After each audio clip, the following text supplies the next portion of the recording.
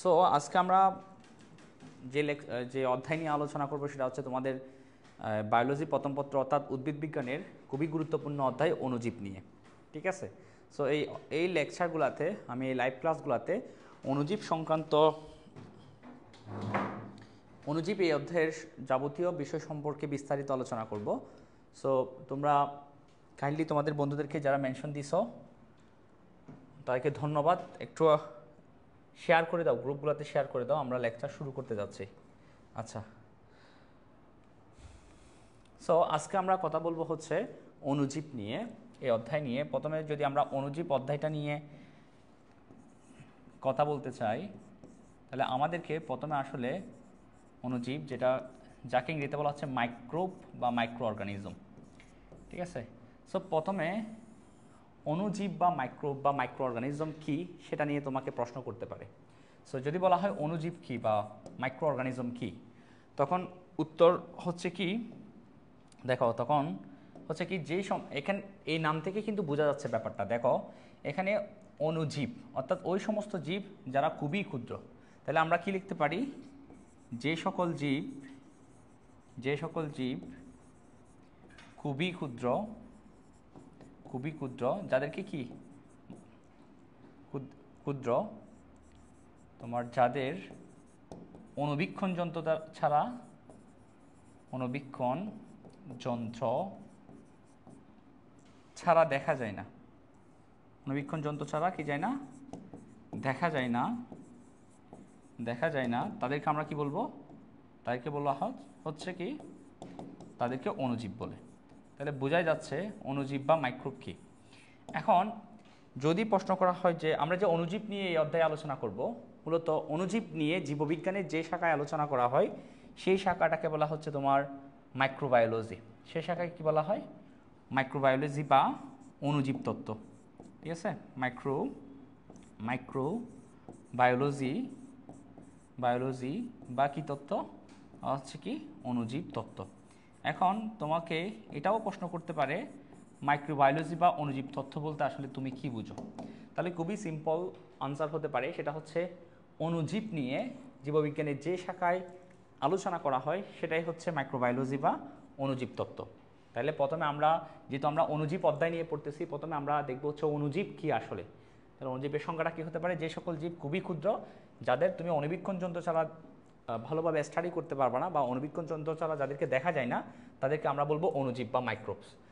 আর অণুজীব নিয়ে জীববিজ্ঞানের যে শাখায় আলোচনা করা হবে সেটাকে বলা হচ্ছে মাইক্রোবায়োলজি বা অণুজীব তত্ত্ব। ঠিক আছে। এখন চলো আমরা অণুজীব এই অধ্যায়ের মধ্যে আমরা কোন কোন অণুজীবগুলো নিয়ে আসলে স্টাডি করব। দেখো আমাদের এই অধ্যায়টাতে আমরা আলোচনা করব হচ্ছে ভাইরাস নিয়ে।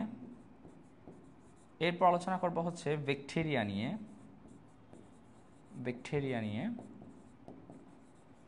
এরপর কথা বলবো হচ্ছে প্রোটোজোয়া, অর্থাৎ প্রোটোজোয়া হচ্ছে কি, এককোষী জীব।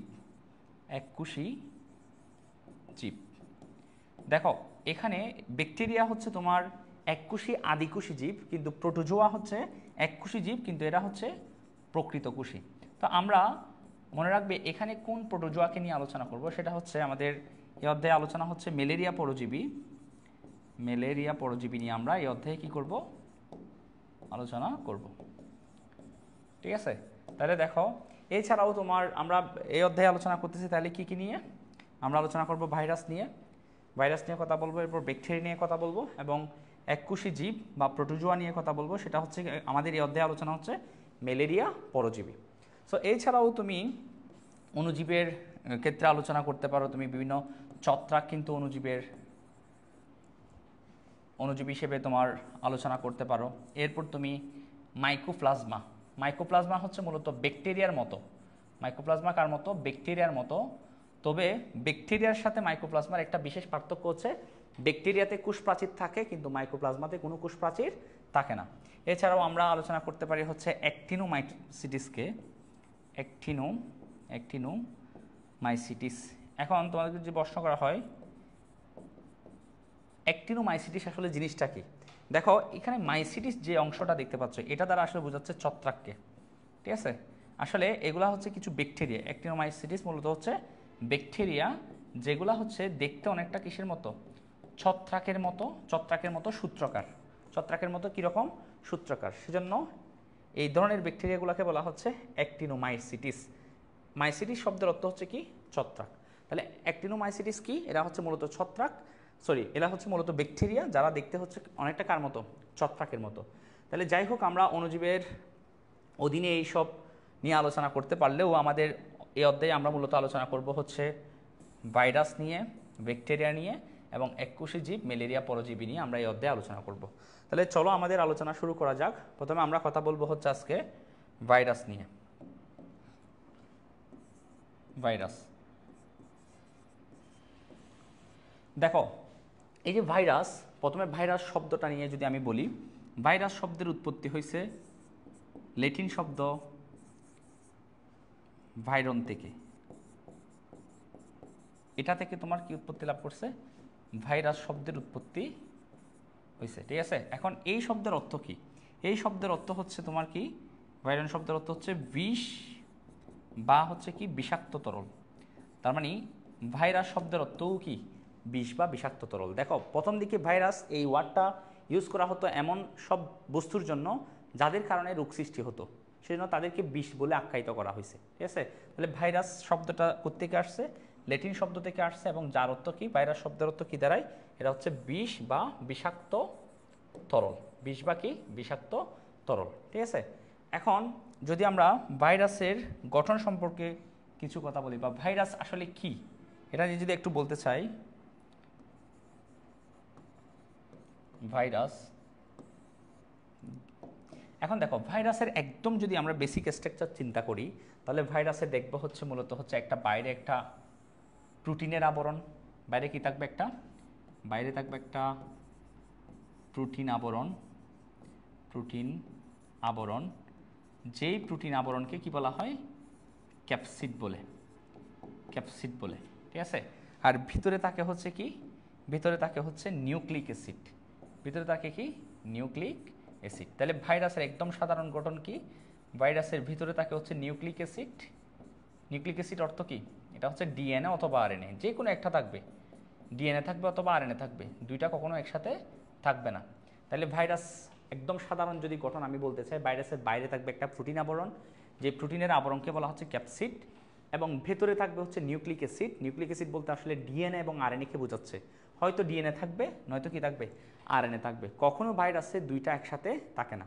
তাহলে আমরা যদি ভাইরাসকে সংজ্ঞায়িত করতে চাই, তাহলে আমরা কি কি বলতে পারি, দেখো ভাইরাস হচ্ছে, ভাইরাস হচ্ছে কি কি দিয়ে তৈরি, প্রোটিন, প্রোটিন ও নিউক্লিক অ্যাসিড দিয়ে তৈরি, প্রোটিন ও কি দিয়ে তৈরি, নিউক্লিক অ্যাসিড দিয়ে গঠিত।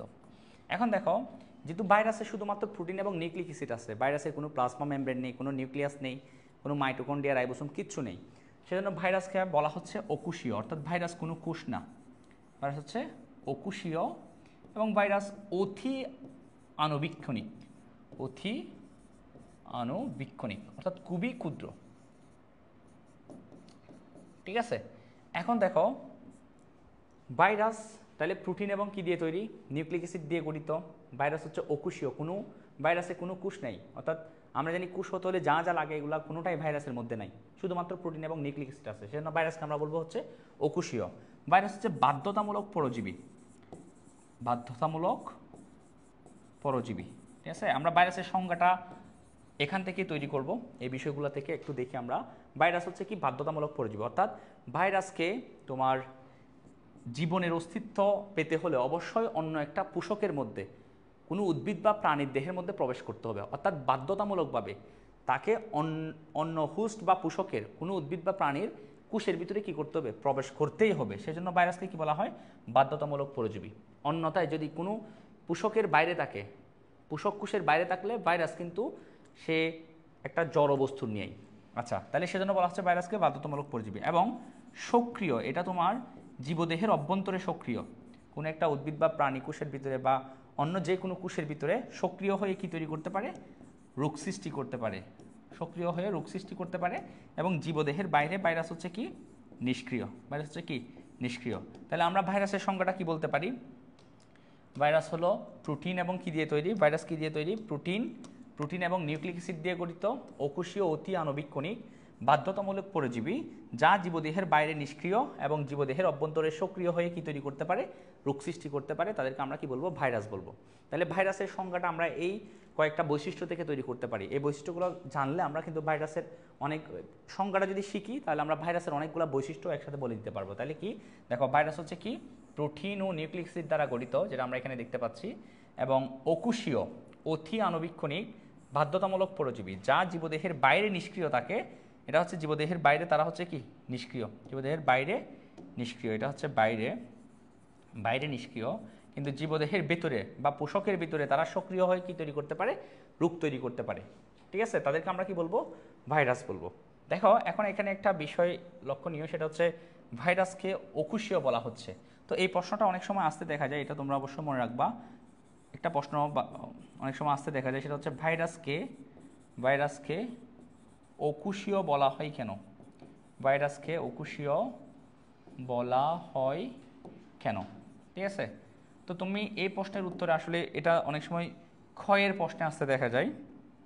সো এটা মনে রাখবা যে ভাইরাসকে অকোষীয় বলা হয় কেন। দেখো তুমি এই প্রশ্নের উত্তরে বলবা হচ্ছে একটা কোষের জন্য কি কি প্রয়োজন? কোষ ঝিল্লি, ভাইরাসের মধ্যে কোনো কোষ ঝিল্লি, সাইটোপ্লাজম, নিউক্লিয়াস, কোষীয় অঙ্গাণু যেমন মাইটোকন্ড্রিয়া, রাইবোসোম ইত্যাদি কোনো কিছুই থাকে না। ভাইরাস শুধুমাত্র কি থাকে? প্রোটিন এবং নিউক্লিক অ্যাসিড দ্বারা গঠিত। যেহেতু ভাইরাসের শুধুমাত্র প্রোটিন এবং নিউক্লিক অ্যাসিড থাকে, কোনো কোষীয় কোনো বস্তুই থাকে না, এ সকল বৈশিষ্ট্যের কারণে ভাইরাসকে আমরা কি বলবো? অকোষীয় বলবো। তো এই প্রশ্নটা ইম্পর্টেন্ট, এটা তোমাদের বইও আছে, তোমরা এটা শিখে নিবা। ঠিক আছে, ভাইরাসকে কেন কি অকোষীয় বলা হয় কেন? আচ্ছা, এরপর হচ্ছে ভাইরাস সংক্রান্ত আমরা যদি কিছু ভাইরাসের আবিষ্কার সংক্রান্ত যে ইতিহাসগুলা, সেগুলো যদি আমরা একটু দেখে নিই। ভাইরাসের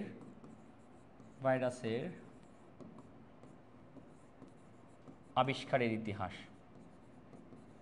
ভাইরাসের কি আবিষ্কারের ইতিহাস, এখানে আমরা বিষয়গুলো লক্ষ্য করব কিভাবে ভাইরাস আসলে আবিষ্কার হয়েছে।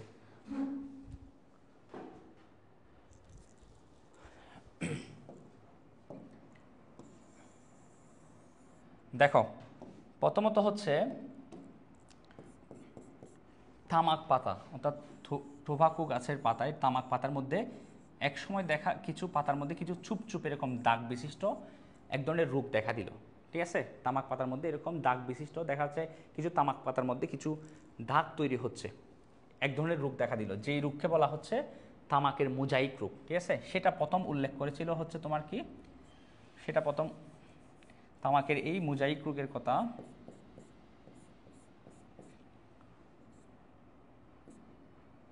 দাঁড়াও, এটা হচ্ছে তোমার কি তামাকের এই যে চুপচুপ দাগ বিশিষ্ট এই রোগটা হয়, যেটাকে বলা হচ্ছে তামাকের কি, তামাকের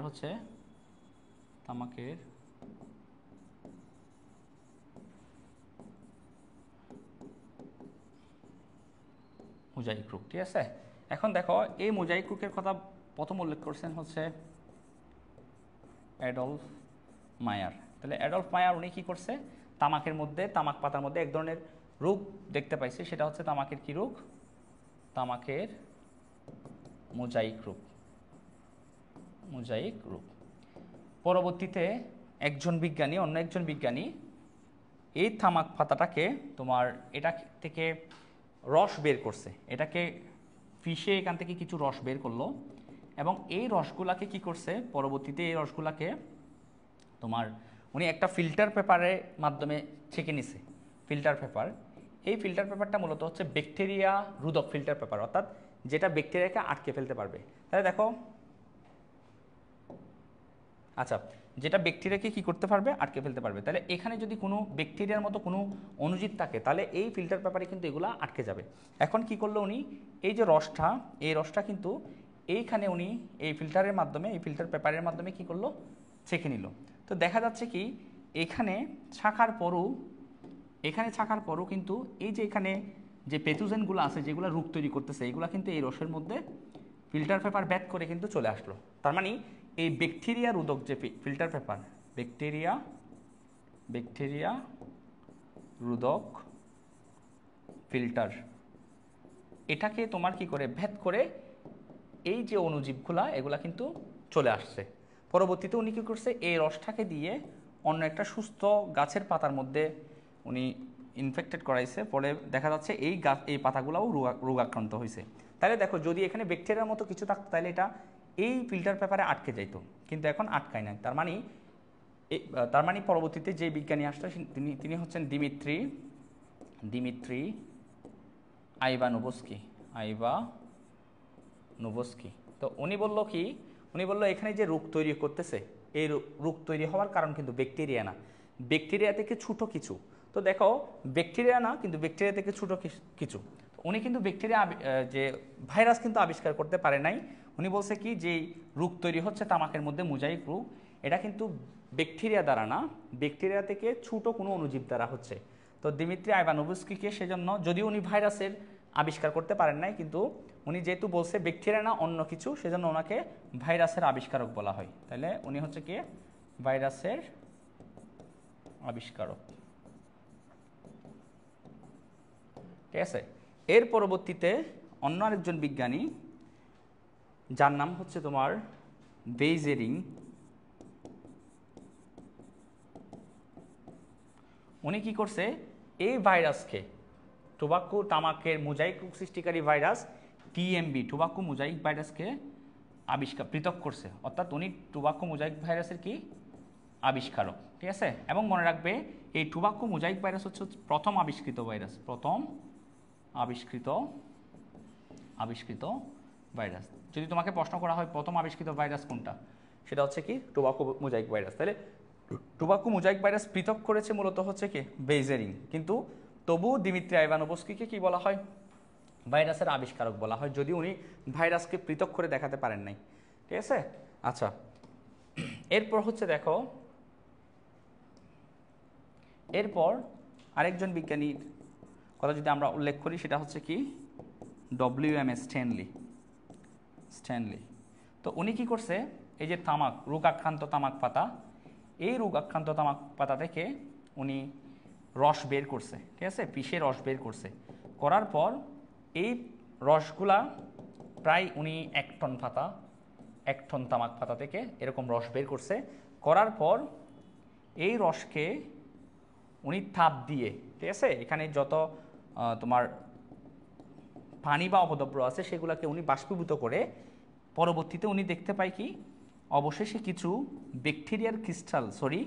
ভাইরাসের ক্রিস্টাল কিন্তু এখানে থেকে যায়, ঠিক আছে। তাহলে কি করছে বিজ্ঞানী স্ট্যানলি, উনি ভাইরাসকে সর্বপ্রথম কিসে পরিণত করছে, ক্যালাস বা ক্রিস্টালে পরিণত করছে, তোমার শক্ত দানাদার গঠনে পরিণত করছে, ঠিক আছে। সো আমরা বলবো স্ট্যানলি প্রথম ভাইরাসকে কি করেছে, ক্যালাসিত করেছে। স্ট্যানলি ভাইরাসকে, কোন ভাইরাস, টিএমবিকে কি করেন, ক্যালাসিত করেন। তাহলে স্ট্যানলি টিএমবিকে কি করেছে, ক্যালাসিত করেছে। এবং মনে রাখবে, উনি প্রায় 1 চামচ, বলা হচ্ছে 1 চামচ উনি ক্রিস্টাল বা ক্যালাস সংগ্রহ করতে পারেছে, ভাইরাসের ক্যালাস কত, তোমার 1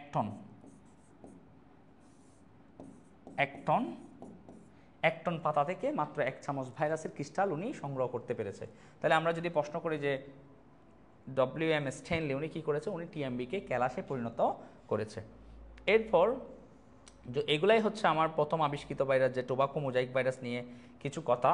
তার মধ্যে কি, প্রথমে যদি একটু বলি, প্রথম থেকে দেখো, অ্যাডলফ মায়ার হচ্ছে কি করছে, তামাকের মোজাইক রোগের কথা উল্লেখ করেছে, যে রোগের কারণে তামাক পাতার মধ্যে ছুপ দাগের সৃষ্টি হচ্ছে। তারপর হচ্ছে দিমিত্রি আইভানোভস্কি, উনি কি করেছে, ভাইরাসের আবিষ্কারক হিসেবে ওনাকে ভূষিত করা হয়েছে। কারণ হচ্ছে তামাকের মোজাইক রোগের কারণ হিসেবে উনি বলেছে কি, এটা ব্যাকটেরিয়া দ্বারা হচ্ছে না, এটা অন্য ব্যাকটেরিয়া থেকে ক্ষুদ্র কিছু, যদিও ভাইরাস আবিষ্কার করে নাই, যেহেতু ব্যাকটেরিয়া থেকে ক্ষুদ্র কিছু বা অন্য কিছু বলছে, সেজন্য ওনাকে ভাইরাস এর আবিষ্কারকের সম্মান দেওয়া হয়েছে। তারপর পরবর্তীতে বেইজেরিং উনি কি করছে, টিএমবিকে পৃথক করছেন, সুতরাং উনি হচ্ছে টিএমবির আবিষ্কারক। এবং মনে রাখবে, প্রথম আবিষ্কৃত ভাইরাস যদি বলা হয় কোনটা, সেটা হচ্ছে কি টিএমবি, টোবাকো মোজাইক ভাইরাস। এরপর WM স্ট্যানলি উনি কি করছে, টিএমবিকে কি করছেন, ক্যালাসিত করেছেন। এটা ছিল হচ্ছে তোমার প্রথম ভাইরাস আবিষ্কার সংক্রান্ত বা টিএমবি আবিষ্কার সংক্রান্ত কিছু কথা। এর পরবর্তীতে দেখো, আমরা আরও কিছু গুরুত্বপূর্ণ ভাইরাসের আবিষ্কার সংক্রান্ত কিছু বিষয় জেনে নেব।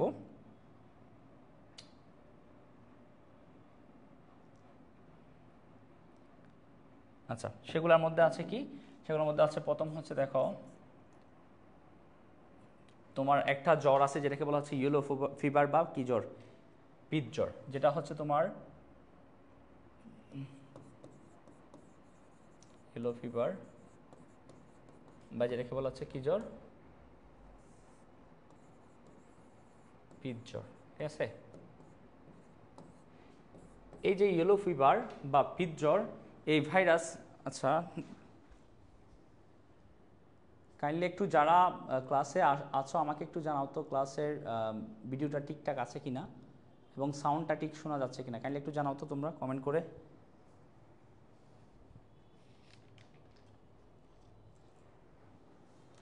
এখন এই ইয়েলো ফিভার বা পিতজ্বরের যে ভাইরাস, সেই ভাইরাসের আবিষ্কারক হচ্ছে ওয়াল্টার রেড। ওনার কথা মনে রাখবা। এটাকে কেন ইয়েলো ফিভার বা পিতজ্বর বলা হচ্ছে? দেখো, এই জ্বর হলে এটা মূলত, এই জ্বরটা হয় তোমার প্লাবি ভাইরাসের কারণে, প্লাবি ভাইরাসের কারণে। এই জ্বরটাও কিন্তু মশকির মাধ্যমে বা মশার মাধ্যমে ছড়ায়, যেরকম ডেঙ্গু জ্বর মশার মাধ্যমে ছড়ায়, ঠিক একইভাবে ইয়েলো ফিভার বা পিতজ্বরও কার মাধ্যমে ছড়ায়? মশার মাধ্যমে ছড়ায়। তো এখন এই জ্বর হলে কি হয়, তোমার লিভার আক্রান্ত হয়। লিভার আক্রান্ত হলে তখন আক্রান্ত ব্যক্তির দেহে জন্ডিসের উপসর্গ দেখা যায়, ফলে তার দেহের ত্বক হলুদ হয়ে আসে। সেজন্য এই ইয়েলো ফিভারকে কি বলা হয়? পিতজ্বর বলা হয় তাকে। এরপর হচ্ছে হারভেজে অল্টার, ওনার কথা মনে রাখবা, হারভেজে অল্টার। উনি কি করছে? উনি হচ্ছে HCV অর্থাৎ হেপাটাইটিস সি ভাইরাস। হেপাটাইটিস কি ভাইরাস? আমি যদি এখানে লিখি হেপাটাইটিস কি ভাইরাস? সি ভাইরাস আবিষ্কার করছে। এখন এই হেপাটাইটিস সি ভাইরাসকে বলা হয় তাকে, এটার ব্যাপারে কিছু বিষয় জেনে রাখতে হবে, সেটাকে বলা হয় তাকে নীরব ঘাতক। নীরব ঘাতক। কেন নীরব ঘাতক বলা হয়?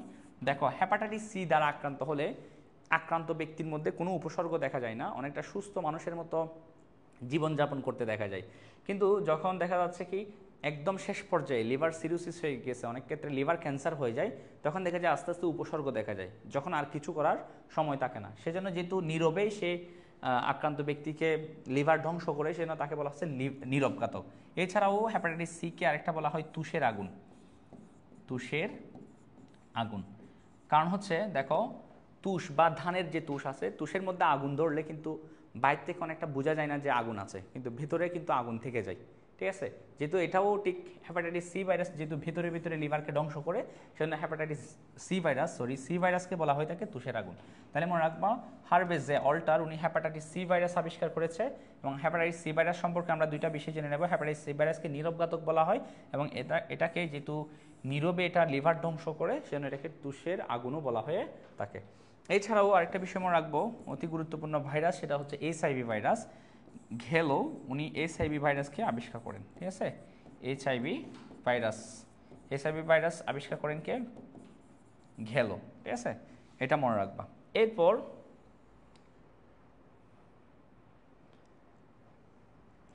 আমরা যে বিষয়গুলো মনে রাখতে পারি, ভাইরাসের রাসায়নিক প্রকৃতি। ভাইরাস কি দিয়ে তৈরি? আমরা জানি ভাইরাস প্রোটিন এবং নিউক্লিক অ্যাসিড দিয়ে তৈরি। এটা প্রথম ব্যাখ্যা করেছে কে? একজন হচ্ছে ফিরি অ্যান্ড ভ্যাডেন। এই দুইজন বিজ্ঞানী ভাইরাসের রাসায়নিক গঠন, ভাইরাসের কি গঠন? রাসায়নিক গঠন আবিষ্কার করেন। ভাইরাসের কি গঠন আবিষ্কার করেন? রাসায়নিক গঠন। দেখো, ভাইরাস কি দিয়ে তৈরি? ভাইরাস হচ্ছে প্রোটিন প্লাস কি অ্যাসিড? Nucleic acid. তো ভাইরাস যে প্রোটিন ও নিউক্লিক অ্যাসিড দিয়ে তৈরি, এই বিষয়টা প্রথম আবিষ্কার করছে, উদ্ঘাটন করছে হচ্ছে ফিরি এবং ভ্যাডেন। তো এই দুইজন বিজ্ঞানীকে বলা হচ্ছে ভাইরাসের রাসায়নিক গঠনের আবিষ্কারক। আচ্ছা, এরপর আরেকজন বিজ্ঞানীর কথা আমাদের যদি মনে রাখি, তোমাদের বইয়ে উল্লেখ আছে, আরেকজন সায়েন্টিস্ট হচ্ছেন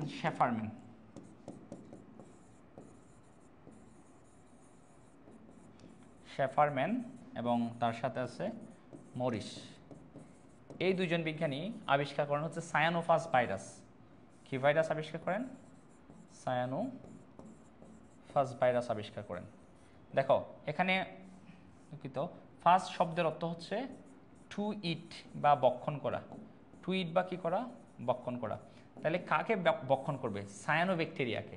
তাহলে দেখো যে সমস্ত ভাইরাস সায়ানোব্যাকটেরিয়াকে ধ্বংস করে বা বক্ষণ করে তাদেরকে বলা হচ্ছে সায়ানোফাস। এই সায়ানোফাস ভাইরাস আবিষ্কার করছে সর্বপ্রথম শেফারম্যান এবং মরিস। তো আশা করি তোমরা এগুলা তুলে নিবা, ভাইরাসের আবিষ্কার সংক্রান্ত ইতিহাসগুলা। তো এগুলো একটু পড়ে নিবা, কারণ এগুলা তোমার বিভিন্ন এমসিকিউতে দেখা যায়। তো আশা করি এতটুকু তোমরা বুঝছো কিনা, যারা ক্লাসে এসে কাইন্ডলি একটু আমাকে জানাও। এরপর আমরা আলোচনা করব হচ্ছে ভাইরাসের প্রকৃতি নিয়ে। ভাইরাসের প্রকৃতি, এখন আমরা আলোচনা করব হচ্ছে ভাইরাসের প্রকৃতি নিয়ে।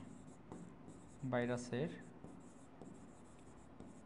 প্রকৃতি, দেখো ভাইরাস আসলে কোন প্রকৃতির? এটা কি জীব নাকি আসলে জড়? ঠিক আছে, তো বলা হচ্ছে ভাইরাস হচ্ছে তোমার জীবদেহের বাইরে জড় বস্তু নিয়ে এবং জীবদেহের অভ্যন্তরে বা কোনো কোষের অভ্যন্তরে গেলে সে জীবের নিয়ে আচরণ করে।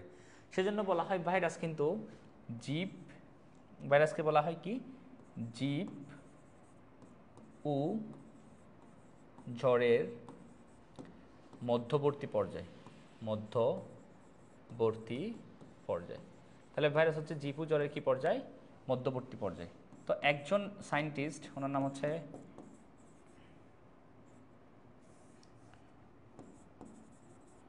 এলোফ, ওনাকে বলা হয়েছে ভাইরাস আসলে কি। উনি বলছেন ভাইরাস আসলে ভাইরাসই। ভাইরাসকে অন্য কোনোভাবে সংজ্ঞায়িত করা যায় না। ভাইরাস ভাইরাসই, ঠিক আছে? ভাইরাস ভাইরাসই, অর্থাৎ ভাইরাস ভাইরাস, ঠিক আছে? এটা জীব না, জড় না, এটা হচ্ছে আলাদা একটা সত্তা, আলাদা একটা প্রকৃতি। এবং যদি বলা হয় ভাইরাস কোন ধরনের, ভাইরাস আসলে জীব ও জড়ের মধ্যবর্তী পর্যায়। কারণ কি? কারণ ভাইরাস জীবের মতো আচরণ করে কোথায়? তোমার পোষকের ভিতরে, পোষক দেহের ভিতরে বা জীবদেহের অভ্যন্তরে। যদি আমরা একটু লিখি, পোষকের অভ্যন্তরে সে কিসের মতো আচরণ করে? জীবের মতো। আর তোমার পোষকের বাইরে আচরণ করে হচ্ছে জড়বস্তুর মতো। সেজন্য ভাইরাসকে জীবও বলা যায় না, জড়ও বলা যায় না, জীব ও জড়ের মধ্যবর্তী পর্যায়ে বলা হয়ে থাকে। এখন তোমাকে যদি বলা হয় ভাইরাসের বৈশিষ্ট্য লেখার জন্য, তাহলে তুমি আসলে ভাইরাসের কোন বৈশিষ্ট্যগুলো লিখবা? ভাইরাস তো দুই ধরনের বৈশিষ্ট্য থাকবে। দেখো ভাইরাসে জীবীয় বৈশিষ্ট্য থাকবে আর জড় বৈশিষ্ট্য থাকবে। তো তোমাকে যদি প্রশ্ন করা হয় যে ভাইরাসের বৈশিষ্ট্য লেখার জন্য, তাহলে কিন্তু তোমাকে দুই ধরনের বৈশিষ্ট্য লিখতে হবে, জড় বৈশিষ্ট্য লিখতে হবে এবং জীবীয় বৈশিষ্ট্য লিখতে হবে। চলো আমরা এখন শুরু করি হচ্ছে ভাইরাসের বৈশিষ্ট্য। কাইন্ডলি একটু অপেক্ষা করতে হবে, আমার বোর্ড একটু সমস্যা করতেছে। আচ্ছা, এরপর হচ্ছে দেখো ভাইরাসের আমরা বৈশিষ্ট্য নিয়ে কথা বলবো। ভাইরাসের বৈশিষ্ট্য, এই বৈশিষ্ট্যগুলা অনেকের মনে রাখতে সমস্যা হয়, সেজন্য আমি কিছু টেকনিক দিয়ে এগুলো তোমাদেরকে পড়াবো যেন তোমাদের কি মনে থাকে। তাহলে আমরা প্রথমে ভাইরাসের দুই ধরনের বৈশিষ্ট্য আছে, একটা হচ্ছে জীবীয় বৈশিষ্ট্য, একটা হচ্ছে জড় রাসায়নিক বৈশিষ্ট্য। প্রথমে আমরা ভাইরাসের জড় রাসায়নিক বৈশিষ্ট্যগুলো দেখি। জড় রাসায়নিক বৈশিষ্ট্য, ঠিক আছে? এটার জন্য আমরা একটা ছন্দ যদি আমরা লিখে দিই, দেখো সেটা হচ্ছে অক্টোবরে অল্প অল্প বই পড়লে ফিনিশ, ঠিক আছে? অর্থাৎ অক্টোবর মাসে তুমি যদি অল্প বই পড়ো, তোমার বই শেষ হয়ে যাবে। এরকম একটা ছন্দ আমি এখানে দিলাম। সো কোন জিনিসটা দিয়ে আমরা আসলে কি মনে রাখবো? দেখো প্রথমে অক্টোবরের অ দিয়ে মনে রাখবো হচ্ছে অকুশীয়। তাহলে ভাইরাস অকুশীয়, দেখো এটা একটা জড় বৈশিষ্ট্য। দেখো আমরা জানি জীব হতে হলে অবশ্যই কোষ থাকতে হবে, এমন কোনো জীব নাই যার কোনো কোষই নেই। যেহেতু ভাইরাসের মধ্যে কোনো কোষ নাই, ভাইরাস হচ্ছে অকুশীয়, সেজন্য ভাইরাস একটা জড় বস্তু আমরা বলতে পারি। আচ্ছা, এরপর দেখো এখানে অল্প অল্প দিয়ে মনে রাখবা অতি আণুবীক্ষণিক। আণুবীক্ষণিক, দেখো অতি আণুবীক্ষণিক। দেখো সাধারণত বিভিন্ন জীব বা ব্যাকটেরিয়াকে আমরা সাধারণ মাইক্রোস্কোপ দিয়ে দেখতে পেলেও এই ভাইরাসকে দেখতে কিন্তু, যেহেতু জীবের চাইতেও ক্ষুদ্র, সেজন্য ভাইরাসকে দেখতে তোমার ইলেকট্রন মাইক্রোস্কোপের প্রয়োজন হয়। সাধারণ মাইক্রোস্কোপ দিয়ে ভাইরাসকে দেখা যায় না। যে ভাইরাস যে অতি আণুবীক্ষণিক, সেটাও কিন্তু একটা তোমার তার জড় রাসায়নিক বৈশিষ্ট্য। এখন একটা বিষয় মনে রাখতে হবে, সেটা হচ্ছে কি, ভাইরাস যে অকুশীয়, তাহলে ভাইরাস আসলে কি দিয়ে গঠিত? ভাইরাস গঠিত হচ্ছে তোমার প্রোটিন ও নিউক্লিক অ্যাসিড দিয়ে, প্রোটিন ও নিউক্লিক অ্যাসিড, এটাও তার জড় বৈশিষ্ট্য।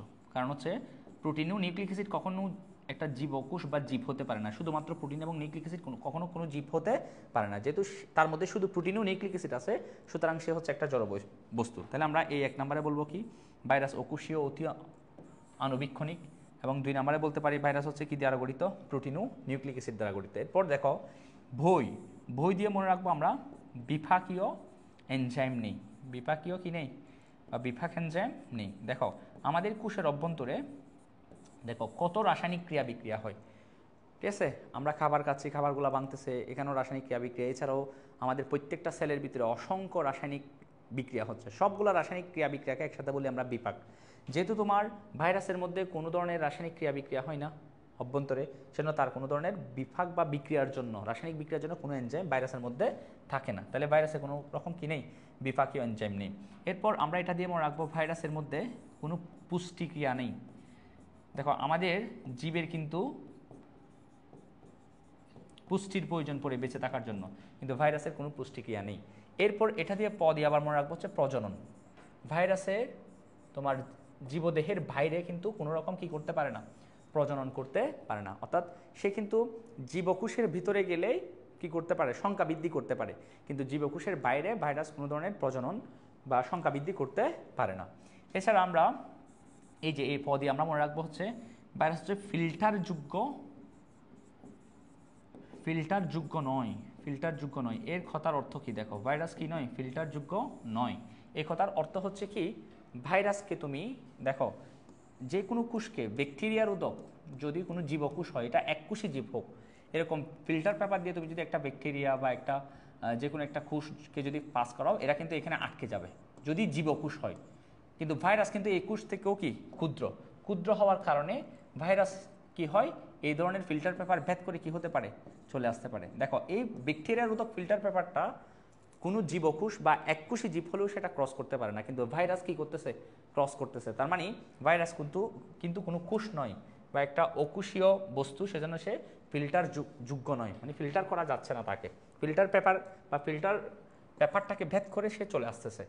এরপর দিয়ে মনে রাখবা ভাইরাস হচ্ছে ভাইরাস হচ্ছে নিষ্ক্রিয়। কখন নিষ্ক্রিয় থাকে, জীবদেহের বাইরে হচ্ছে নিষ্ক্রিয়। ভাইরাস জীবদেহের বাইরে কি নিষ্ক্রিয়, এবং যে নিষ্ক্রিয় হওয়ার কারণে সে উদ্দীপনা গ্রহণ করে না, ভাইরাসের কোনো উদ্দীপনা নেই, ভাইরাস পরিবেশ থেকে কোনো উদ্দীপনা নেই না। তাহলে দেখো যদি কোনো বস্তুর কোনো উদ্দীপনা না থাকে, তাহলে আমরা তাকে কি কোনো জীব বলতে পারি না আসলে, ঠিক আছে। আরেকটা বিষয় এখানে মনে রাখবো, যেহেতু ভাইরাসের কোনো পুষ্টিক্রিয়া নেই, পুষ্টি গ্রহণ করলে হচ্ছে একটা জীব বৃদ্ধি পায়, সেজন্য ভাইরাসের কি হয় না, বৃদ্ধিও ঘটে না। তাহলে আমরা মনে রাখবো ভাইরাসের বৃদ্ধিও ঘটে না। তাহলে এই বিষয়গুলো আমরা একটু মনে রাখবো কাইন্ডলি। এগুলাই হচ্ছে ভাইরাসের কি বৈশিষ্ট্য, জড় রাসায়নিক বৈশিষ্ট্য। কি প্রথমে হচ্ছে মনে রাখবো হচ্ছে ভাইরাস অকোষীয় হলে সে কি দিয়ে তৈরি, প্রোটিন ও নিউক্লিক অ্যাসিড দিয়ে তৈরি, এবং অতি আণুবীক্ষণিক। ভাইরাসের মধ্যে কোনো বিপাকীয় বা রাসায়নিক বিক্রিয়ার জন্য কোনো এনজাইম থাকে না। আমাদের জীবকোষের মধ্যে এরকম এনজাইম, জীব হলে কিন্তু বিপাকীয় এনজাইম বা রাসায়নিক বিক্রিয়ার জন্য এনজাইম অবশ্যই থাকবে। আর দিয়ে মনে রাখবো তার কোনো পুষ্টিক্রিয়া নেই, যেহেতু পুষ্টিক্রিয়া নেই তার কোনো বৃদ্ধিও নেই, ঠিক আছে। এরপর তার কোনো কি নেই, প্রজনন ঘটবে না, ঠিক আছে, ভাইরাসের কোনো প্রজনন নেই। দিয়ে মনে রাখবো প্রজনন। আর এখানে মনে রাখবো ফিল্টারযোগ্য নয়, ভাইরাসকে ফিল্টার করা যায় না, ঠিক আছে। আচ্ছা, এরপর হচ্ছে ভাইরাস হচ্ছে নিষ্ক্রিয়, সে কোনো উদ্দীপনা, পরিবেশ থেকে কোনো উদ্দীপনা গ্রহণ করে না। একটা জীব হলে কিন্তু সে উদ্দীপনা গ্রহণ করতো, ঠিক আছে।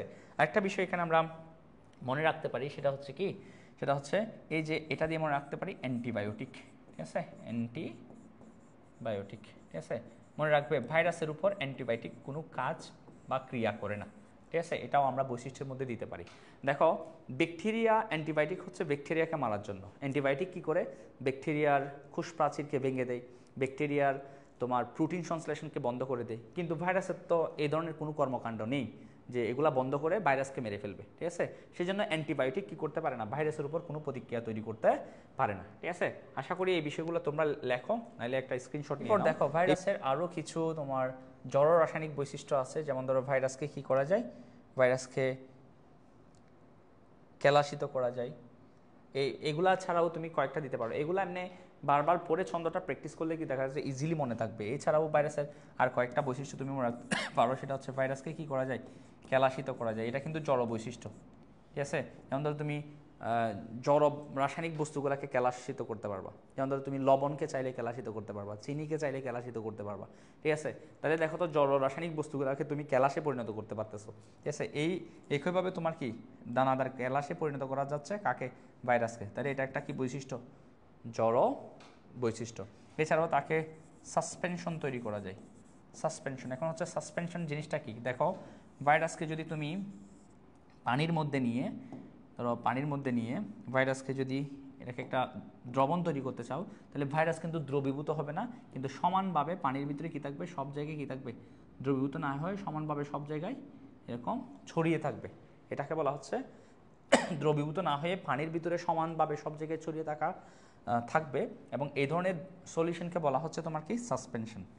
তাহলে কি সাসপেনশন কি, এখানে যে পানির ভিতরে যে কণাগুলো আছে, দ্রবগুলো আছে, সেগুলা দ্রবীভূত হবে না, ঠিক আছে, জাস্ট সমানভাবে সব জায়গায় কী থাকবে, ছড়িয়ে থাকবে। এবং দেখো এটাকে যদি তুমি সেন্ট্রিফিউজ করো, মানে এটাকে যদি তুমি ঘোরাতে থাকো, ঠিক আছে, ভাইরাসকে এই সাসপেনশনটাকে যদি ঘোরাতে থাকো বা সেন্ট্রিফিউজ করো, তাহলে দেখা যাবে এই যে এখানে তোমরা যেই ভাইরাসগুলা এখানে আছে, এই ভাইরাসগুলা সব কী হবে, সেন্ট্রিফিউজের ফলে নিচে এসে এরকম তলানি পড়বে, ঠিক আছে। একসময় যদি আমরা এই যে ভাইরাসের সাসপেনশনটাকে যদি ঘুরাতে থাকি, তাহলে ভাইরাসগুলো একসময় কোথায় এসে জমা হবে, তলাতে এসে জমা হবে। তাহলে বোঝা যাচ্ছে ভাইরাসকে কি করা যায়, সেন্ট্রিফিউজ করে তলানিকরণ, ঠিক আছে, করা যায়। তাহলে ভাইরাসকে কি করা যায়, সেন্ট্রিফিউজ করা যায়। সেন্ট্রিফিউজ মানে হচ্ছে আমরা নির্দিষ্ট বেগে একটা ঘূর্ণনের মাধ্যমে কি করব, ভাইরাসকে বা কোনো একটা দ্রবকে আলাদা করা প্রক্রিয়াকে বলা হচ্ছে সেন্ট্রিফিউজ, ঠিক আছে। তাহলে ভাইরাসকে আমরা যদি ঘুরিয়ে আলাদা করতে পারতেছি বা তলানিকরণ করতে পারতেছি, সেজন্য আমরা ভাইরাসকে বলবো তাদেরকে কি করা যায়, সেন্ট্রিফিউজ করা যায়, এবং তাদেরকে কি করা যায়, তাদের তলানিকরণও হয়, ঠিক আছে। এছাড়াও ভাইরাসের ব্যাপন হয়, অর্থাৎ ভাইরাস এক বাতাসের মাধ্যমে ব্যাপিত হয়ে এক জীব থেকে অন্য জীবের মধ্যে যেতে পারে, ঠিক আছে, স্পর্শের মাধ্যমে ব্যাপিত হতে ছড়িয়ে পড়তে পারে। তাহলে ভাইরাস বিভিন্নভাবে কী হতে পারে, ব্যাপিত হতে পারে। এগুলোও তুমি চাইলে মনে রাখতে পারো, কিন্তু এই যে এই ছন্দের মাধ্যমে যেইগুলো আছে সেগুলো কিন্তু খুবই ইম্পর্টেন্ট। তুমি এই বিষয়গুলো চাইলে এই ছন্দটা পড়ে কয়েকবার আয়ত্ত করলে ইনশাল্লাহ এগুলো ভালো মনে থাকবে, ঠিক আছে। এরপর দেখো আমরা তো দেখো ভাইরাসের দুই ধরনের বৈশিষ্ট্য আছে কিন্তু, ঠিক আছে। ভাইরাসের কয় ধরনের বৈশিষ্ট্য, দুই ধরনের। আমরা পড়তেছি জড় রাসায়নিক বৈশিষ্ট্যগুলো আমরা পড়লাম। এখন আমরা যে বৈশিষ্ট্যগুলো দেখবো সেগুলো হচ্ছে ভাইরাসের জীবীয় বৈশিষ্ট্য।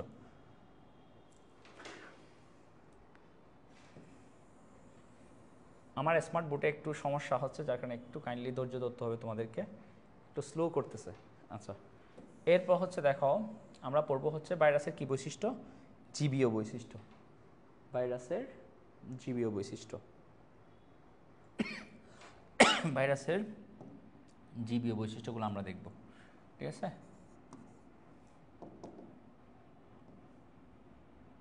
ভাইরাসের জীবীয় বৈশিষ্ট্য, তাহলে দেখো জীবীয় বৈশিষ্ট্যগুলোও মনে রাখার জন্য আমরা চাইলে একটা ছন্দ তৈরি করতে পারি, ঠিক আছে। সেটা হচ্ছে কি, ধরো বাঁধাকপির জিনের সংখ্যা। আচ্ছা, প্রথমে লিখতে পারি, প্রথমে বাঁধাকপির জিনের সংখ্যা পড়বে। অর্থাৎ ধরো তোমাকে কোন উদ্ভিদে কয়টা জিন আছে সেগুলো পড়তে হচ্ছে, সেগুলো মুখস্থ করতে হচ্ছে।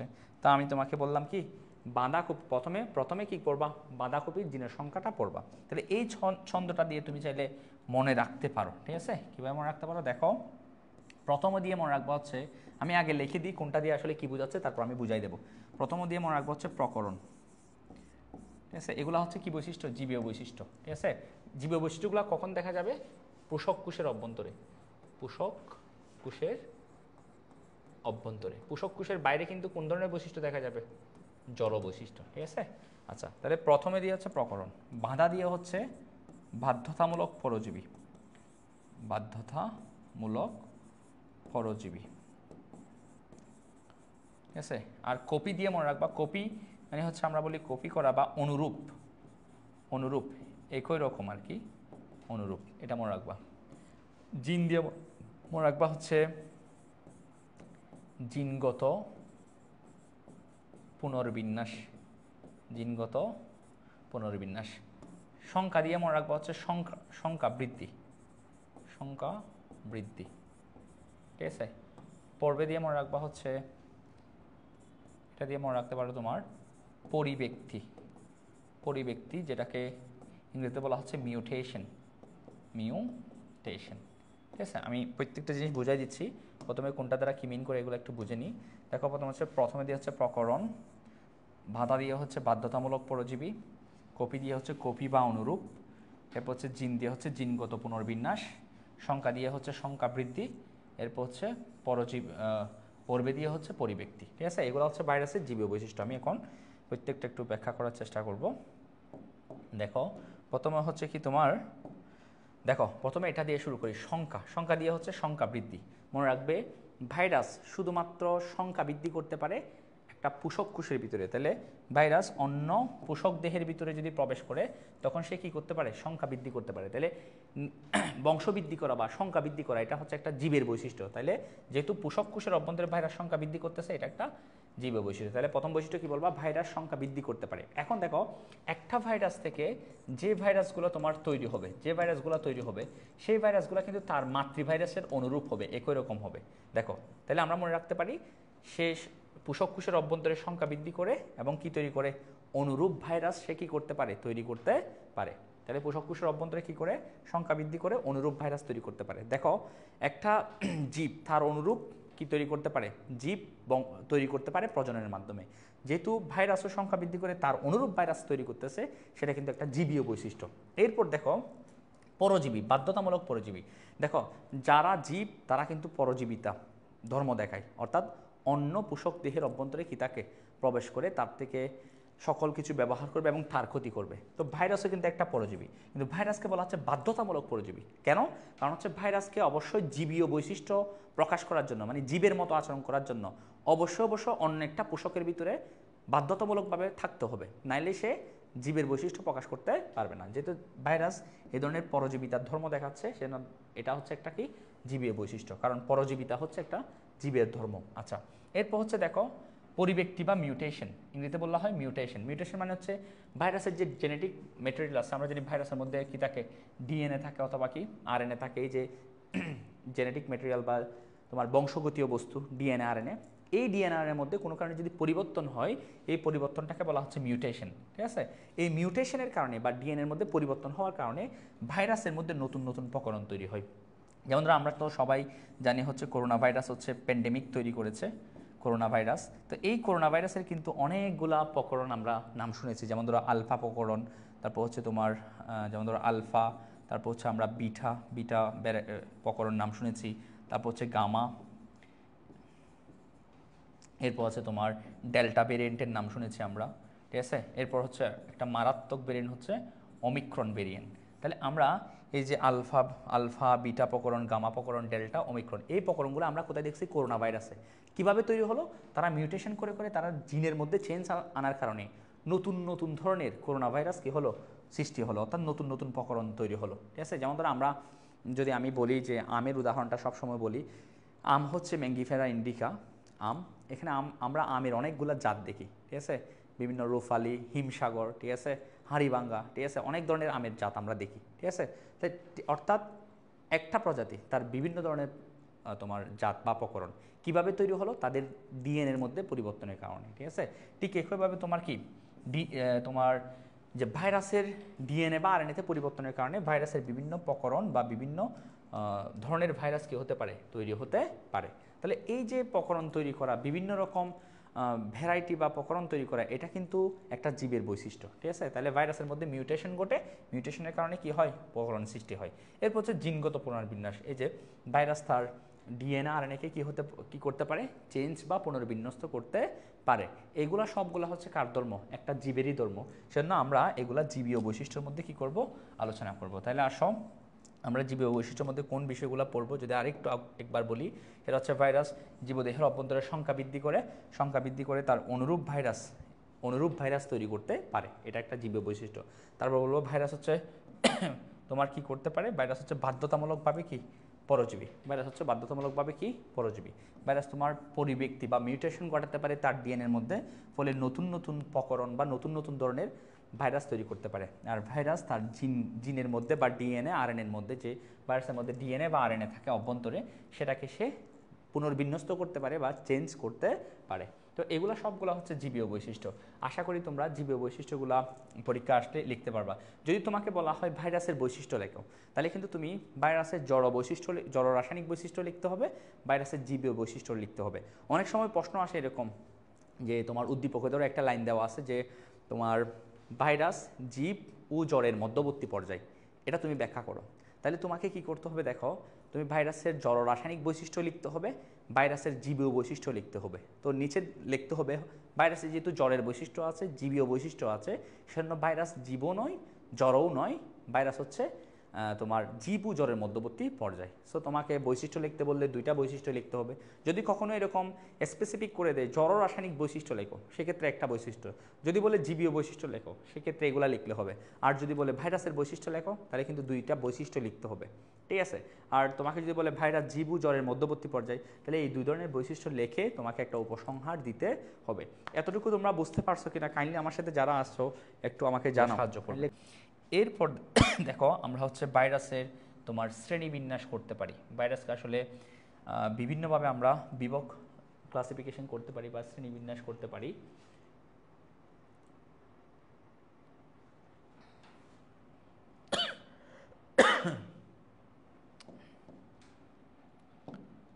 আচ্ছা, প্রথমত হচ্ছে ভাইরাসকে আমরা আকৃতির দিক থেকে বিন্যস্ত করতে পারি। তাহলে দেখো কি অনুসারে, আকৃতি অনুসারে। দেখো এগুলা কিন্তু এমসিকিউতে বেশি আসে, সেজন্য আমরা একটু এগুলা মনোযোগ দিয়ে দেখব। প্রথম হচ্ছে কোন ভাইরাসগুলা, দণ্ডাকার ভাইরাস। কিছু ভাইরাস হচ্ছে দণ্ডের নিয়ে, ঠিক আছে, এরকম লম্বা দণ্ডের নিয়ে, দণ্ডাকার ভাইরাস। তো এই দণ্ডাকার ভাইরাসগুলা কারা কারা, দণ্ডাকার ভাইরাসগুলা দেখো, এগুলো আমরা মনে রাখবো হচ্ছে এটিএম দিয়ে। কি দিয়ে মনে রাখবো, এটিএম। তো এখানে এটিএম দ্বারা আসলে কি কি বোঝাচ্ছি দেখো, এ দিয়ে বোঝাচ্ছে হচ্ছে আলফা, আচ্ছা আমি এটা এভাবে লিখি যে আলফা আলফা ভাইরাস। তাহলে এ দিয়ে কি, আলফা আলফা ভাইরাস, যেটা উদ্ভিদের রূপ তৈরি করে। আচ্ছা, এবার হচ্ছে টি দিয়ে হচ্ছে TMB virus, tobacco mosaic virus. মনে রাখবা টিআইবি না, টিএমবি, টি এর পরে এম আছে না, এটা দিয়ে মনে রাখবা টিএমবি ভাইরাস, ঠিক আছে। আর এম দিয়ে মনে রাখবো হচ্ছে মামস ভাইরাস, যেটা আমাদের বিশেষ করে লালা গ্রন্থি আছে যে প্যারোটিড গ্ল্যান্ড, এখানে আক্রমণ করে, ফলে তোমার অনেক সময় লালা গ্রন্থি ইনফেকশন হওয়ার ফলে মুখ ফুলে যায়, ঠিক আছে, মামস ভাইরাস দিয়ে। তাহলে এই মামস ভাইরাসটা হচ্ছে একটা কি ভাইরাস, দণ্ডাকার ভাইরাস।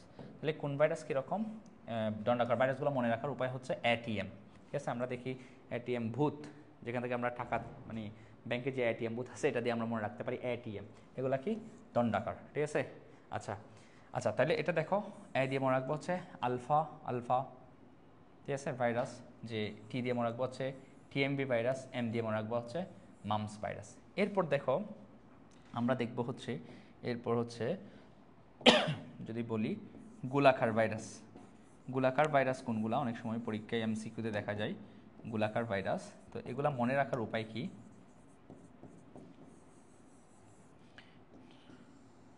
গোলাকার ভাইরাস মনে রাখার উপায় হচ্ছে আমরা অবশ্যই পিএইচডি এই ডিগ্রিটার নাম শুনছি, পিএইচডি ডিগ্রি।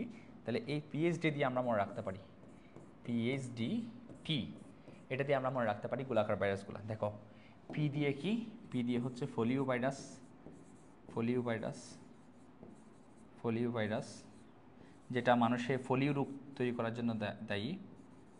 তারপর হচ্ছে এইচ দিয়ে মনে রাখবো হচ্ছে এইচআইভি, এইচআইভি একটা হচ্ছে একটা গোলাকার ভাইরাস, যেটা এইডস রোগ তৈরি করে। এরপর হচ্ছে ডেঙ্গু ভাইরাস, যেটা ডেঙ্গু জ্বর তৈরি করার জন্য দায়ী। তো হচ্ছে টি দিয়ে হচ্ছে TIV virus, TIV not TMV, টিএমবিটা ছিল আগেরটা, টিএমবি এটা হচ্ছে টিআইবি। টিআইবি হচ্ছে মূলত এটার পুনরূপ হচ্ছে টিফুলা ইরেডিসেন্ট ভাইরাস, ইরেডিসেন্ট ভাইরাস। এটা মূলত একটা পতঙ্গের মধ্যে, যেগুলোকে বলা হচ্ছে ক্রেন ফ্লাই অথবা টিফুলা, টিফুলা নামক কিছু পতঙ্গ আছে যেখানে এই ভাইরাসটা কী করে আক্রমণ করে। তো টিফুলা পতঙ্গের মধ্যে ইরিডিসেন্ট শব্দ অর্থ হচ্ছে বর্ণিল।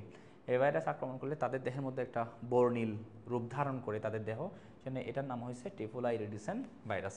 তাহলে আশা করি গোলাকার ভাইরাসগুলো আমরা পারবো। এগুলো হচ্ছে কি পোলিও ভাইরাস, তারপর হচ্ছে এইচআইভি ভাইরাস, তারপর হচ্ছে ডেঙ্গু ভাইরাস, এরপর হচ্ছে টিআইভি বা টিফুলা ইরিডিসেন্ট ভাইরাস। ঠিক আছে, এরপর আমরা দেখবো হচ্ছে তোমার ঘনক্ষেত্রাকার ভাইরাস।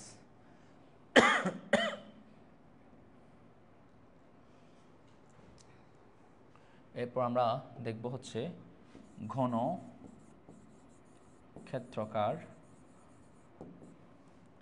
ক্ষেত্রকার অথবা তোমার এটাকে বলা হচ্ছে বহুভুজাকার ভাইরাস। তাহলে ঘনক্ষেত্রকার বা বহুভুজাকার ভাইরাস, যেটাকে পাউরুটি আকৃতির ভাইরাসও বলা হয়ে থাকে। পাউরুটি আকৃতির ভাইরাসও বলা হয়ে থাকে, অর্থাৎ এই শেপটা হচ্ছে এরকম একটা পাউরুটির মতো, সেই জন্য এটাকে ঘনক্ষেত্রাকার বা বহুভুজাকার ভাইরাসকে কি বলা হয়? পাউরুটি আকৃতির ভাইরাসও বলা হয়ে থাকে। এগুলো মনে রাখবো হচ্ছে আমরা হা দিয়ে হচ্ছে হারফিশ, বা দিয়ে হচ্ছে ভ্যাকসিনিয়া।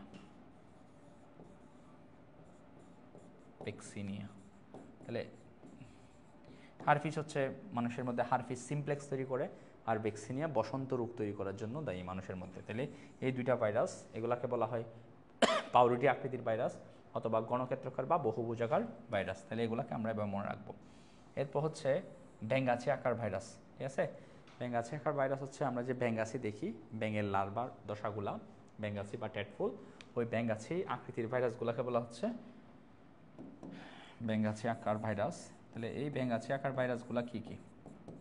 ব্যাঙাচি আকৃতির, তো এগুলোর মধ্যে আছে হচ্ছে বলতে পারি টি সিরিজভুক্ত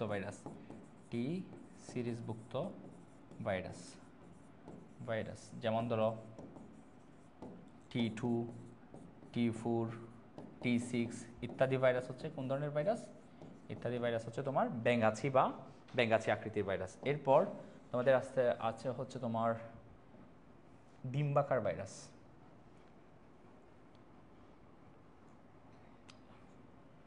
এরপর হচ্ছে ডিম্বাকার ভাইরাস। এখন এই ডিম্বাকার ভাইরাসটা মনে রাখবো, আমরা ডিমকে এক বলি, তাই না? এক থেকে মনে রাখবো ইনফ্লুয়েঞ্জা, যদিও এক শুরু হয়ে দিয়ে ইনফ্লুয়েঞ্জা আই দিয়ে, এমনি মিলিয়ে পড়া আর কি মনে থাকার জন্য। তাহলে ডিম্বাকার একটা হচ্ছে কি ইনফ্লুয়েঞ্জা। ঠিক আছে, তাহলে ইনফ্লুয়েঞ্জা ভাইরাস হচ্ছে কোন আকৃতির? ডিম্বাকার ভাইরাস। এরপর ছিল হচ্ছে আমাদের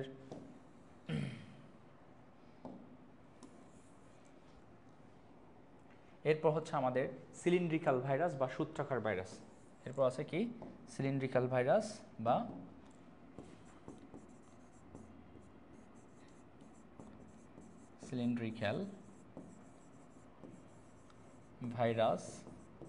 বাকি ভাইরাস সূত্রাকার ভাইরাস। ঠিক আছে, সিলিন্ড্রিক্যাল ভাইরাস, বাকি ভাইরাস সূত্রাকার ভাইরাস। তো এগুলোর মধ্যে কি আছে? সিলিন্ড্রিক্যালের সি দিয়ে মনে রাখবো হচ্ছে স্ট্রিক। কিসের স্ট্রিক? মটরের স্ট্রিক ভাইরাস। তাহলে মটরের স্ট্রিক ভাইরাস হচ্ছে কি একটা সিলিন্ড্রিক্যাল ভাইরাস। দেখো, মটর উদ্ভিদে বা মটর গাছের মধ্যে স্ট্রিক বা একটা দাগ তৈরি করে। ঠিক আছে, আচ্ছা, সেজন্য এটাকে বলা হচ্ছে মটরের স্ট্রিক ভাইরাস। আর আরেকটা বিষয় মনে রাখতে পারি, সেটা হচ্ছে আরেকটা সিলিন্ড্রিক্যাল ভাইরাস আছে, সূত্রাকার ভাইরাস আছে, সেটা হচ্ছে ইবোলা। ঠিক আছে, ইবোলা ভাইরাস হচ্ছে একটা কি ভাইরাস? সূত্রাকার ভাইরাস। তাহলে এই দুইটা ভাইরাসের কথা আমরা মনে রাখবো। তাহলে যদি আমরা যদি এগুলো একটু সবগুলো যদি একসাথে দেখি, আশা করছি তোমরা একটা স্ক্রিনশট নিয়ে নিবা, যদি লেখো তো ভালো, একই সাথে প্র্যাকটিস হবে। একটু অপেক্ষা করতে হবে, তোমার একটু সময় নিচ্ছে।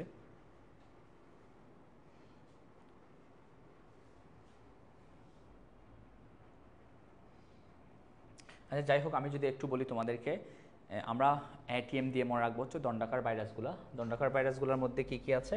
দণ্ডাকার ভাইরাসগুলোর মধ্যে যদি আমরা দেখি, সেগুলো হচ্ছে আলফা আলফা ভাইরাস, আর আছে হচ্ছে টিএমবি ভাইরাস, তারপর হচ্ছে মামস ভাইরাস। গোলাকার ভাইরাস হচ্ছে কি পিএইচডিটি, পি দিয়ে polio virus, HIV virus, dengue virus এবং টিফুলাই রিডিসেন্ট ভাইরাস বা টিআইভি ভাইরাস। ঘনক্ষেত্রকার বা বহুভুজকার ভাইরাস হচ্ছে যেগুলোকে পাউরুটি আকৃতির ভাইরাসও বলা হয়, হাবা অর্থাৎ হারপিস এবং বেক্সিনিয়া। ব্যাঙাচি আকৃতির ভাইরাস হচ্ছে টি সিরিজভুক্ত ভাইরাসগুলো অর্থাৎ T2, T4, T6 ভাইরাসগুলো। ডিম্বাকার ভাইরাস হচ্ছে ইনফ্লুয়েঞ্জা ভাইরাস, ঠিক আছে। এরপর আছে তোমার সূত্রাকার ভাইরাস বা সিলিন্ড্রিক্যাল ভাইরাস, এগুলো হচ্ছে তোমার কি ইভুলা ভাইরাস, বা আরেকটা হচ্ছে স্ট্রিক ভাইরাস অর্থাৎ মোটরের স্ট্রিক ভাইরাস, ঠিক আছে। আশা করি এগুলো বুঝতে পারছো তোমরা, লিখে থাকলে ভালো, নাহলে একটা স্ক্রিনশট নাও। আর বুঝতে পারছো কিনা আমাকে একটু জানাও যে ব্যাপারগুলো তোমাদের হেল্প করতেছে কিনা।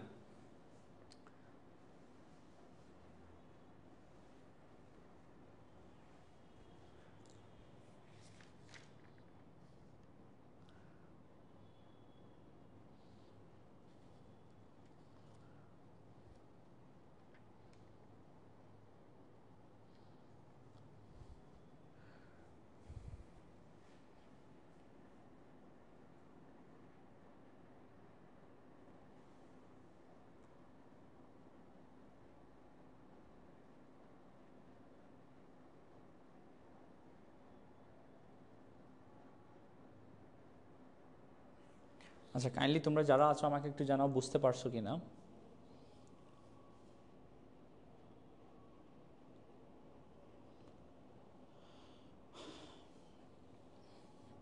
এগুলো তোমাদের এই এমসিকিউতে বিশেষ করে আসে। সো এইগুলা শিখে রাখলে কিন্তু এমসিকিউতে তোমাদের কাজ দেবে। সো কাইন্ডলি তোমরা ছন্দের মাধ্যমে এগুলো একটু শিখে নিবা, ঠিক আছে। এরপর দেখো আমরা চাইলে এগুলো হচ্ছে আকৃতির ভিত্তিতে আমরা দণ্ডাকার ভাইরাস, গোলাকার ভাইরাস, ঘনক্ষেত্রাকার বা বহুভুজাকার ভাইরাস, ব্যাঙাচি আকৃতির ভাইরাস এবং কি ডিম্বাকার ভাইরাস, এগুলো আমরা ক্লাসিফিকেশন করছি। এখন আমরা দেখো ভাইরাসকে ক্লাসিফিকেশন করতে পারি হচ্ছে তাদের নিউক্লিক অ্যাসিডের ভিত্তিতে। তাহলে নিউক্লিক অ্যাসিডের ভিত্তিতে তুমি ভাইরাসকে দুই ভাগে ভাগ করতে পারো, ঠিক আছে। একটা হচ্ছে দেখো ডিএনএ ভাইরাস, একটা হচ্ছে কি ভাইরাস ডিএনএ ভাইরাস। অর্থাৎ দেখো আমরা জানি হচ্ছে ভাইরাসের মধ্যে দেখো বাইরে একটা প্রোটিন আবরণ থাকে, ভিতরে নিউক্লিক অ্যাসিড থাকে। এই নিউক্লিক অ্যাসিডটা হয়তো ডিএনএ থাকবে, আর না হয় কি থাকবে একটা আরএনএ থাকবে। তাহলে ডিএনএ থাকতে পারবে আরএনএ, অথবা আরএনএ থাকতে পারবে, দুইটা একসাথে থাকতে পারবে না। যে সকল ভাইরাসে নিউক্লিক অ্যাসিড হিসেবে ডিএনএ থাকে তারা হচ্ছে ডিএনএ ভাইরাস, আর যে সকল ভাইরাসে নিউক্লিক অ্যাসিড হিসেবে আরএনএ থাকবে তারা হচ্ছে কি ভাইরাস আরএনএ ভাইরাস। তাহলে দেখো যে সকল ভাইরাসে কি ডিএনএ ভাইরাস কাকে বলবো, একদম সিম্পল, সেটা হচ্ছে কি যে সকল ভাইরাসে নিউক্লিক অ্যাসিড হিসেবে ডিএনএ থাকে তাদেরকে বলবো আমরা ডিএনএ ভাইরাস, আর যে সকল ভাইরাসে নিউক্লিক অ্যাসিড হিসেবে আরএনএ থাকবে তাকে বলবো আমরা আরএনএ ভাইরাস। এখন এই ডিএনএ ভাইরাস বা আরএনএ ভাইরাসগুলো আমাদের অনেক সময় আসে পরীক্ষায়, কোনগুলো ডিএনএ ভাইরাস কোনগুলো আরএনএ ভাইরাস। তো আমাদের বিষয়গুলো একটু মুখস্থ রাখতে হয়। তো মুখস্থ রাখার জন্য আবার আমরা সাহায্য নিতে পারি ছন্দের। এখানে আসলে অনেকগুলা মুখস্থের বিষয় আছে, সেজন্য আমি আসলে কিছু ছন্দ দিয়ে তোমাদেরকে এই ব্যাপারগুলো সহজ করার চেষ্টা করতেছি। তো তোমাদেরকে কিন্তু বারবার পড়ে কিন্তু আয়ত্ত করতে হবে, নাহলে কিন্তু ছন্দ কোন ছন্দ কার জন্য পরীক্ষার হলে গিয়ে সব কিছু কিন্তু এদিক সেদিক হয়ে যাবে। সো ভালো করে পড়তে হবে। এখন দেখো আমরা ডিএনএ ভাইরাসের একটা সংজ্ঞা ছন্দ যদি আমরা লিখি, ডিএনএ ভাইরাস কারা কারা ডিএনএ ভাইরাস আসলে দেখো সেটা হচ্ছে কি T4/T2, T4/T2, ঠিক আছে। বেনিলা বেনিলা হতে ফ্রান্সে এলো। তাহলে দেখো এই যে ছন্দটা দিয়ে আমরা ডিএনএ ভাইরাসগুলোর নাম মনে রাখতে পারি। এটা কি T4/T2, বেনিলা হতে কোথায় এলো, ফ্রান্সে এলো। এখন টিফু দিয়ে মনে রাখবো আমরা, দেখো TIP, ঠিক আছে, নট TMB। টিফু লিখতে কিন্তু TIPU লাগে, তাই না, টি এর পর আই, তাহলে এটা দিয়ে হচ্ছে TIB, TMB না কিন্তু। ভাই দিয়ে মনে রাখতে পারো হচ্ছে ভেরিওলা ভাইরাস, যেটা দিয়ে বসন্ত রোগ হয় মানুষের মধ্যে, বেরিউলা, ঠিক আছে। T2 দিয়ে হচ্ছে ভাইয়া T2 ভাইরাস, T2 ভাইরাস হচ্ছে কি একটা ডিএনএ ভাইরাস। আচ্ছা, বেনিলা দিয়ে মনে রাখতে পারো বেক্সিনিয়া ভাইরাস, বেক্সিনিয়াও এক ধরনের বসন্ত রোগ তৈরি করে, বেক্সিনিয়া, ঠিক আছে। আচ্ছা, হতে দিয়ে মনে রাখবো হচ্ছে হারফিস, হতে দিয়ে কি মনে রাখবা, হতে দিয়ে মনে রাখবো হচ্ছে হারফিস, বা আরেকটা মনে রাখতে পারো হচ্ছে hepatitis B virus,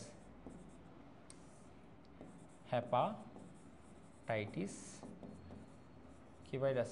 B virus. অর্থাৎ যেটা কোথায় হ্যাপাটিক মানে হচ্ছে যকৃত, আইটিস মানে হচ্ছে প্রদাহ, যে ভাইরাসটা যকৃতের মধ্যে প্রদাহ তৈরি করবে সেটা হচ্ছে হ্যাপাটাইটিস। কোন ভাইরাস? B virus. হ্যাপাটাইটিস অনেকগুলো ভাইরাস আছে, বি সি ডি ই, কিন্তু হ্যাপাটাইটিস বি ভাইরাসটা হচ্ছে ডিএনএ ভাইরাস, বাকি ভাইরাসগুলো হচ্ছে আরএনএ ভাইরাস।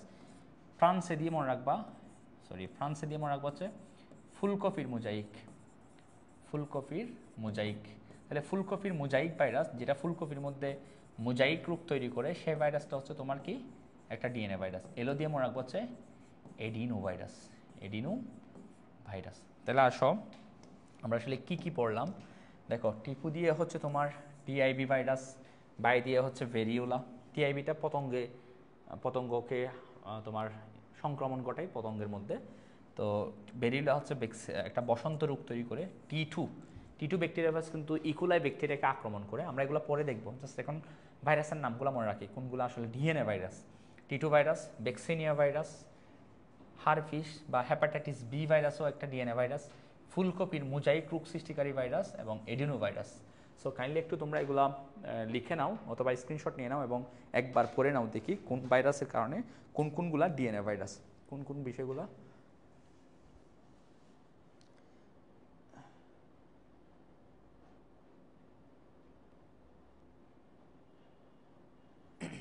ডিএনএ ভাইরাস,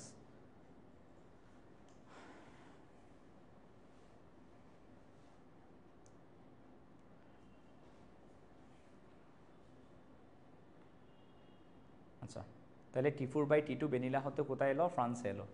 এই চন্দ্র দিয়ে আমরা কোন ভাইরাসগুলো মনে রাখবো?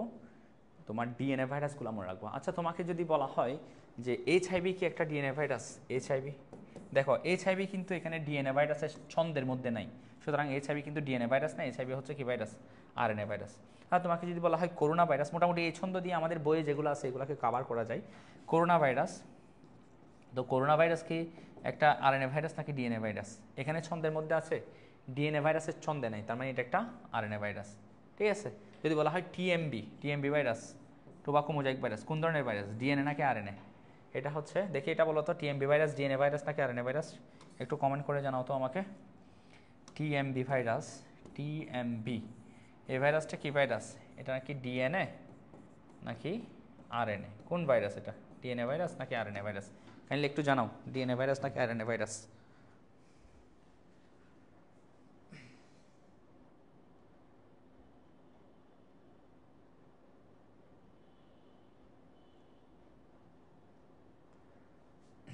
সবাই দেখি যারা আছো কাইন্ডলি একটু কমেন্ট করো।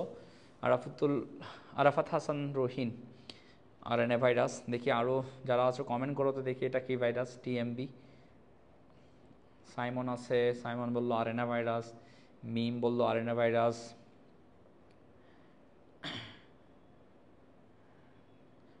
অনেকে বলতেছে আরএনএ ভাইরাস। ইমরি মারওয়া বলতেছে আরএনএ ভাইরাস। আচ্ছা আরএনএ ভাইরাস, অনেকে বলতেছে আরএনএ ভাইরাস। তো তোমরা বুঝতে পারছো আসলে এটা হচ্ছে আরএনএ ভাইরাস, কারণ ডিএনএ ভাইরাসের ছন্দের মধ্যে আমরা এটাকে দিই নাই। সুতরাং এই ছন্দের বাইরে যেগুলো আসবে মোটামুটি এগুলাকে আমরা ধরে নেব হচ্ছে এগুলা আরএনএ ভাইরাস। ঠিক আছে। আচ্ছা তাহলে আমরা আরএনএ ভাইরাসগুলো আর শিখতে হবে না, যদি ডিএনএ ভাইরাসগুলো শিখি, যদি ডিএনএ ভাইরাসগুলো আমরা এখানে ছন্দের মাধ্যমে শিখি, তাহলে আমরা এর ভাইরাসগুলো হচ্ছে কি ভাইরাস? RNA virus. এখন আসো, আচ্ছা আমাকে যদি একটু তোমরা বলো যে ডিএনএ সাধারণত আমরা জানি ডিএনএ হচ্ছে দ্বিসূত্রক। ডিএনএ কত সূত্রক হয়? এরকম দুইটা হেলিক্স বা সূত্রক থাকে, ডিএনএ হচ্ছে দ্বিসূত্রক। কিন্তু ভাইরাসের মধ্যে একসূত্রক ডিএনএ দেখা যায়। তাহলে একসূত্রক ডিএনএ বিশিষ্ট ভাইরাস গোত্র। কোন গোত্রের ভাইরাসে একসূত্রক ডিএনএ আছে? দেখো এমনি সাধারণত কমন হচ্ছে ডিএনএ হবে কয় সূত্রক? দ্বিসূত্রক। একসূত্রক ডিএনএ সাধারণত দেখা যায় না, তবে কিছু কিছু ভাইরাসের মধ্যে একসূত্রক ডিএনএও দেখা যায়। একসূত্রক ডিএনএ কার মধ্যে দেখা যায় যদি আমরা একটু দেখি? একসূত্রক ডিএনএ দেখা যায় আসলে ফার্বোভিরেডি গোত্রের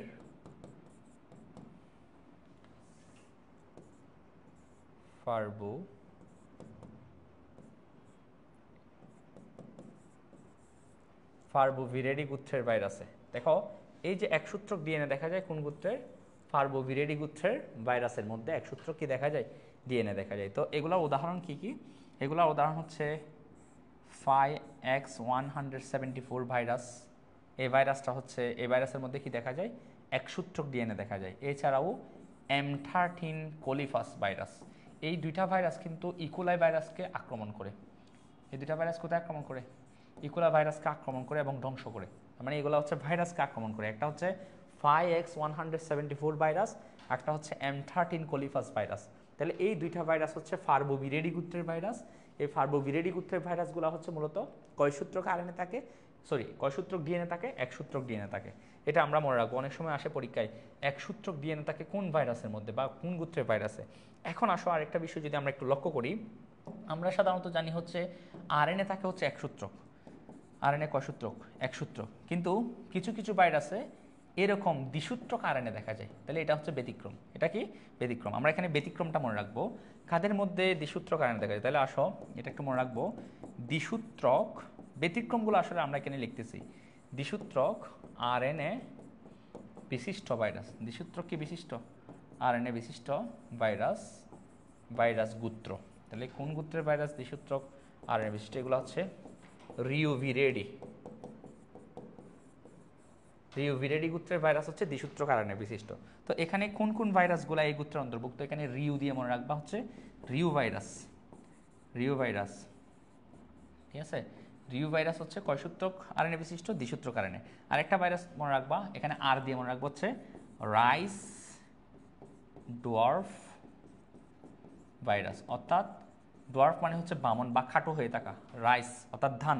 তাহলে ধানের, ধানের কি বামন রোগের, রোগের কি ভাইরাস হচ্ছে কি কয়সূত্রক আরএনএ বিশিষ্ট, দ্বিসূত্রক আরএনএ বিশিষ্ট। তাহলে আসো এখানে আমরা কি দেখলাম, আসলে একসূত্রক ডিএনএ বিশিষ্ট, সাধারণত ডিএনএ দ্বিসূত্রক, এখানে ডিএনএ দেখা যাচ্ছে কয়সূত্রক, একসূত্রক। কোন গোত্রে, পার্বোভিরেডি গোত্রে।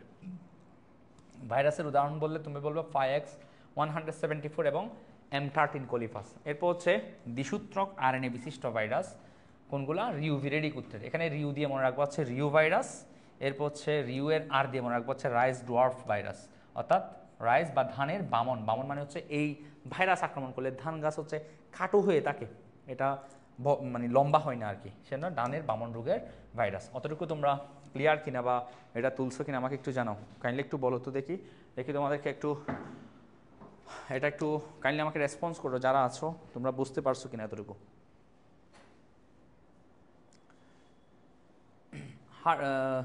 স্যার হারফিস ভাইরাস দ্বারা আক্রান্ত হলে কি, হারফিস হচ্ছে এক ধরনের স্কিন ক্যান্সার বা হারফিস সিমপ্লেক্স দিয়ে ত্বকের এক ধরনের ক্যান্সার হয়ে থাকে,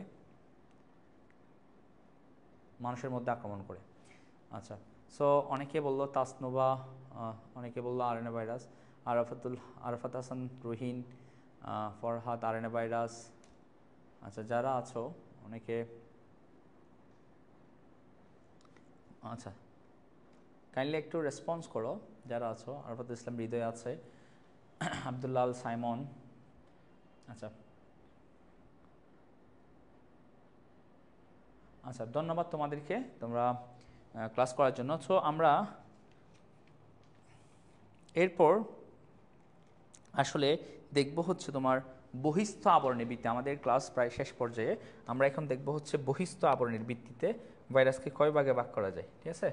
বহিস্থ আবরণের ভিত্তিতে, কিসের ভিত্তিতে, বহিস্থ আবরণ। এখন একটা বিষয় লক্ষ্য করো, সেটা হচ্ছে কি, একটা ভাইরাস, একটা ভাইরাসকে অনেকে বলছিলাম সাধারণত একটা থাকে বাইরে প্রোটিন আবরণ বা ক্যাপসিড, ভিতরে থাকে নিউক্লিক অ্যাসিড। অনেক সময় এই ক্যাপসিডের বাইরে, এই ক্যাপসিডের বাইরে আরও একটা আবরণ দেখা যায়, লিপিড বা লিপোপ্রোটিনের তৈরি, যেটাকে বলা হচ্ছে বহিস্থ আবরণ, অথবা যেটাকে তোমার এনভেলপও বলে, এনভেলপ, ঠিক আছে, এনভেলপ বা বহিস্থ আবরণ। তো যাদের এই এনভেলপ বা বহিস্থ আবরণ থাকে, এটা তোমার থাকতেও নাও থাকতে পারে, আবার থাকতেও পারে। কোনো কোনো ভাইরাসে থাকে না, কোনো কোনো ভাইরাসে থাকে, ঠিক আছে। যাদের থাকে তাদেরকে বলবো আমরা বহিস্থ আবরণযুক্ত ভাইরাস, বহিস্থ আবরণযুক্ত ভাইরাস। যুক্ত ভাইরাস, আর যাদের তোমার এটা থাকে না তাদেরকে বলবো বহিস্থ আবরণহীন ভাইরাস। ঠিক আছে, আবরণহীন ভাইরাস। তো এখন কথা হচ্ছে তোমাদের পরীক্ষা অনেক সময় আসে যে বহিস্থ আবরণযুক্ত ভাইরাস কোনগুলা, এগুলো একটু আসে। তো মনে রাখবা, এটার মনে রাখবা হচ্ছে এরকম, ইহা এইচআইভি করোনা দিয়ে, ইহা এইচআইভি, ইহা ইহা এইচআইভি করোনা। ঠিক আছে, অর্থাৎ ইহা দিয়ে হচ্ছে ইনফ্লুয়েঞ্জা, ইনফ্লুয়েঞ্জা, হা দিয়ে হচ্ছে হারফিস, এইচআইভি দিয়ে হচ্ছে এইচআইভি, করোনা দিয়ে হচ্ছে করোনা ভাইরাস। তাহলে influenza, herpes, HIV virus, corona ভাইরাসের বাইরে এরকম কি আছে, এনভেলপ বা বহিস্থ আবরণ আছে। সো এইগুলো একটু মনে রাখবা কোনগুলা বহিস্থ আবরণযুক্ত ভাইরাস। আবার তোমার ভাইরাসের আক্রমণের ভিত্তিতে ভাইরাসকে আবার দুই ভাগে ভাগ করছে। একটা হচ্ছে ভাইরাসকে বলা হয় হচ্ছে তোমার কি সাধারণ ভাইরাস, কিছু হচ্ছে তোমার কি ভাইরাস সাধারণ ভাইরাস, আর কিছু ভাইরাসকে বলা হয় তাকে তোমার কি রিট্রোভাইরাস। কি বলা হয় তাকে? রিট্রোভাইরাস। এখন কারা রিট্রোভাইরাস? দেখো রিট্রোভাইরাস কারা, যেমন ধরো একটা উদাহরণ হচ্ছে এইচআইভি। তো এইচআইভিকে কেন রিট্রোভাইরাস বলা হয় যদি আমরা একটু দেখি, যারা তোমার রিভার্স ট্রান্সক্রিপ্ট, রিট্রোভাইরাস কেন বলা হচ্ছে, কারণ তারা রিভার্স ট্রান্সক্রিপশন ঘটায়। কি ঘটায়? রিভার্স রিভার্স ট্রান্সক্রিপশন ঘটায়,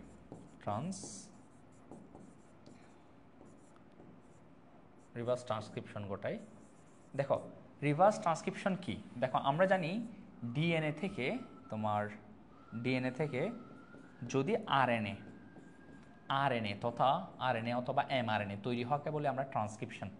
ঠিক আছে, যদি উল্টাটা হয় অর্থাৎ আরএনএ থেকে যদি এরকম হয় যে তোমার আরএনএ থেকে ডিএনএ হচ্ছে, কি হচ্ছে আরএনএ থেকে কি হচ্ছে ডিএনএ, আরএনএ থেকে তোমার কি হয় ডিএনএ, যদি আরএনএ থেকে ডিএনএ হয় তখন উল্টা হচ্ছে না, তখন এটাকে বলবো রিভার্স ট্রান্সক্রিপশন। দেখো ডিএনএ থেকে আরএনএ হওয়া হচ্ছে ট্রান্সক্রিপশন, যদি উল্টা হয় আরএনএ থেকে ডিএনএ তখন বলবো রিভার্স ট্রান্সক্রিপশন। দেখো এই সমস্ত ভাইরাস যেমন ধরো এইচআইভি কিন্তু একটা আরএনএ ভাইরাস, এটার ভিতরে আরএনএ থাকে। ঠিক আছে, কিন্তু এই আরএনএটা যখন মানুষের একটা কোষের ভিতরে প্রবেশ করবে এই আরএনএটা, তখন সেই আরএনএটা ডিএনএ তৈরি করতে পারে। তাহলে দেখো এই যে আরএনএ থেকে ডিএনএ হচ্ছে, আরএনএ থেকে কি হচ্ছে, আরএনএ থেকে কি হচ্ছে, আরএনএ থেকে ডিএনএ হচ্ছে, অর্থাৎ রিভার্স ট্রান্সক্রিপশন হচ্ছে। তো রিভার্স ট্রান্সক্রিপশন হলে তখন আমরা তাকে বলবো রিট্রোভাইরাস। ঠিক আছে, যেমন ধরো এইচআইভি একটা রিট্রোভাইরাস, এটা মনে রাখবা খুবই ইম্পর্টেন্ট। এইচআইভি একটা কি ভাইরাস? রিট্রোভাইরাস। কেন রিট্রোভাইরাস? এটা কারণ সে রিভার্স ট্রান্সক্রিপশন ঘটাতে পারে। মনে রাখবে এই রিভার্স ট্রান্সক্রিপশনের জন্য ঘটানোর জন্য একটা এনজাইম তার মধ্যে আছে যেটাকে বলা হচ্ছে রিভার্স ট্রান্সক্রিপ্টেস। রিভার্স ট্রান্সক্রিপ্টেস এনজাইমের নামটা মনে রাখবা, রিভার্স ট্রান্সক্রিপ্টেস। তো আশা করি আজকের ক্লাসটা বুঝতে পারছো কিনা। ঠিক আছে, যদি বুঝতে পারো কাইন্ডলি একটু আমাকে জানাও, এবং আগামীকালও তোমাদের কিন্তু ক্লাস আছে। তো আগামীকাল আমি আরও ভাইরাসের গঠন সংক্রান্ত আরও অনেকগুলো বিষয় নিয়ে কথা বলবো। সো তোমরা তোমাদের বন্ধুদেরকে কাইন্ডলি একটু জানিয়ে দিবা হচ্ছে তোমাদের এই গ্রুপটাতে লাইভ ক্লাস হচ্ছে, সে বিষয়টা একটু জানিয়ে দিবা। আর কাইন্ডলি একটু আজকে বুঝতে পারছো কিনা আমাকে একটু জানাও।